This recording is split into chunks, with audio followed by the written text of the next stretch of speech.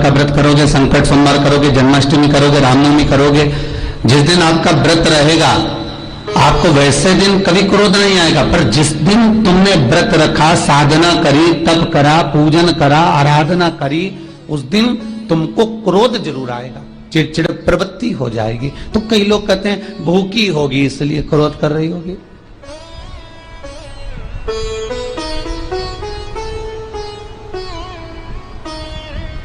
कई लोग कहते हैं कि भूख लग रही होगी इसलिए चिड़चिड़ प्रवृत्ति हो गई होगी। नहीं नहीं भाई, भूख से उसका कोई ताल्लुक नहीं है, क्योंकि रोज कोई जरूरी है कि वो इतना खाती हो कि नहीं खाती हो। कभी कभी तो दिन भर भूखी रह जाए तो भी क्रोध नहीं है।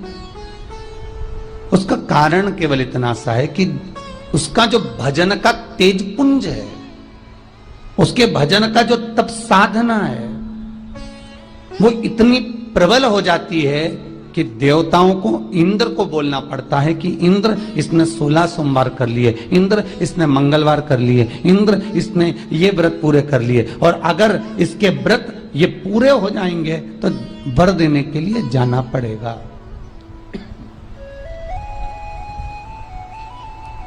अगर इसके व्रत पूरे हो गए तो आशीर्वाद देने के लिए जाना पड़ेगा। इसके व्रतों को खंडित कर दिया जाए।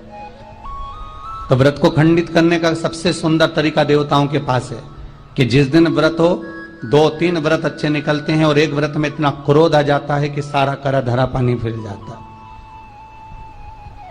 देवता क्रोध दिलाते हैं। फिर क्या करना?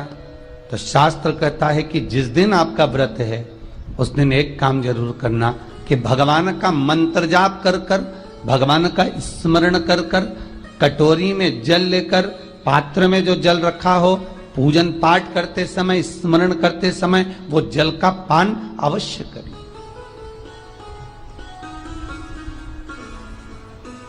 उस जल का पान अवश्य करें, उस जल को अवश्य। क्या होता है जल का पान करने से? शिव महापुराण की कथा कहती है, चाहे आप हनुमान चालीसा पढ़ें, चाहे आप राम रक्षा स्तोत्र पढ़ें, चाहे आप देवी कवच करें, चाहे आपकी मर्जी पड़े, जो पाठ पूजन करें, बस एक निवेदन है, पूजन पाठ करते समय एक कटोरी में, तांबे के कलश में, एक गिलास में जल अपने नजदीक में जरूर रखें।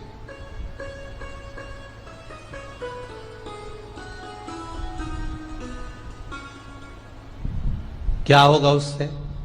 आप जितना पाठ करेंगे, आप जितना पूजन कर रहे हैं, आप जितनी आराधना कर रहे हैं, आप जितनी साधना कर रहे हैं, आप जितना तप कर रहे हैं, आप जितना हनुमान चालीसा, दुर्गा चालीसा, राम रक्षा स्तोत्र, यमुना अष्टक, गोवर्धन चालीसा, जो भी आप जप रहे हैं, जो भी आप सर्वोत्तम जी का पाठ करें, आप जिस भी पाठ को कर रहे हैं, उस पाठ को करते समय अगर जल तुम्हारे पास में रखा हुआ है तो तुमने जब पाठ किया तो उसका जो तात्विक अंश है वो जल के अंदर जाएगा, और वो जल जब हम ग्रहण करेंगे तो